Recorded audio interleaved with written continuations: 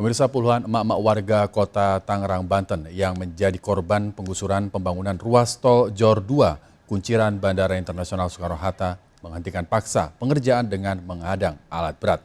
Aksi tersebut sebagai bentuk kekecewaan karena belum ada penyelesaian proses ganti rugi, namun rumah mereka sudah digusur.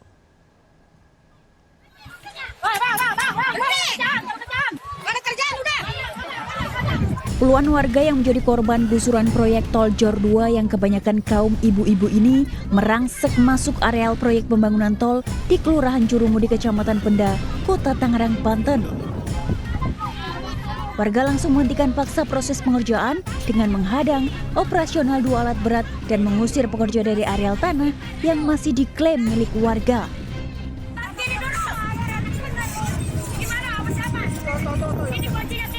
Bahkan pekerja alat berat diminta turun dan menyerahkan kunci.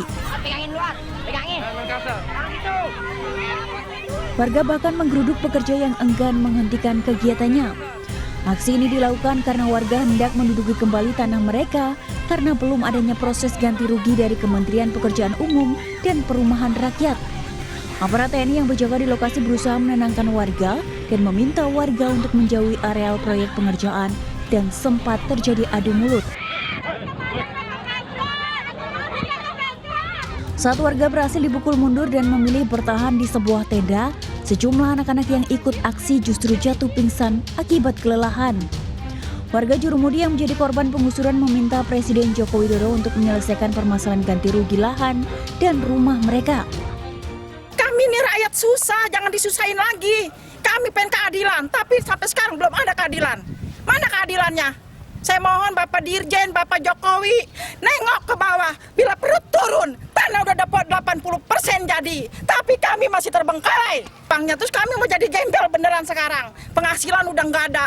Yang dagang, yang warung sebagian besar cuma begitu. Sekarang udah nol penghasilan. Terus bagaimana ini pemerintah? Tolong dilihat, sedangkan ini jalan Pak. Jalan menghasilkan uang setiap menit, setiap waktu. Kenapa sih keadilan? Saya seperti benar-benar jadi gembel, dioper-oper kayak bola, sono sini nggak jelas. Nggak boleh tinggal di atas, Pak. Sedangkan itu masih tanah kita, hak kita. Kita hanya membela hak kita, Pak. Kita udah nggak punya rumah, udah nggak punya tempat tinggal. Mau tinggal di mana? Hingga kini warga memilih bertahan di tenda yang didirikan di samping proyek pembangunan dikarenakan mereka tidak lagi memiliki rumah tinggal. Dari Tangerang, Banten, Sukron melaporkan.